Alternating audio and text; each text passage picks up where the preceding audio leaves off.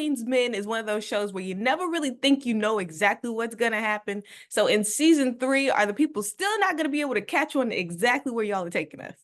So you said it exactly like I have been describing it. Everything you think is going to happen is never going to happen. Everything you think is going to happen is never going to happen. Everything you think is going to happen, it's never going to happen.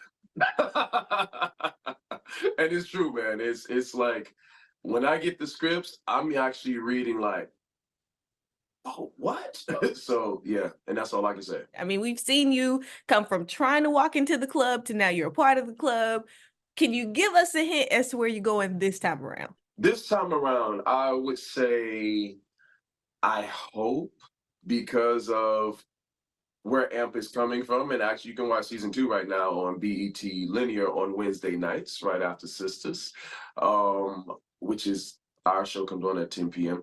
But from where you see AMP in season 3A on this path of destruction, I would like to say without saying too much, I feel like he's going to give the audience a lot of understanding, and they're going to understand why he is and why he's going through the ebbs and flows that he's going through. I'll say that. Now, when you first got this script, right, in the season 1, Hmm. before episode 1's even shot, did you foresee where you guys are right now? No, I mean, I think when I got season 1, you're just discovering who this person is, and I knew he was in jail for 9 years, but I didn't know why. And what I found out as the seasons went on as to why. So I'm getting just as surprised as everyone else. That's what I loved about the writing. The writing every single season forced me to find a new AMP that I never, ever knew existed. So I always say season 2 is the real AMP before he went into jail. Because when you see him from season 1, you see him coming out and you see him trying to reform his life, and he's the halfway house and getting adjusted, and Madam is helping him. He's falling in love. You're seeing him in his present.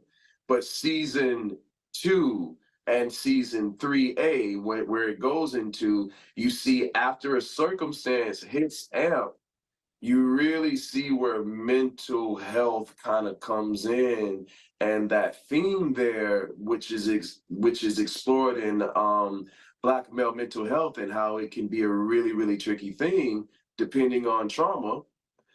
It takes him down a dark path. And I said, once I was like, oh my gosh, this is AMP. This is why AMP went into jail. Makes sense. So now I had to find and discover who that guy is. And I'm not gonna lie, that hurt. I had to have a lot of hours of therapy after the mean AMP. But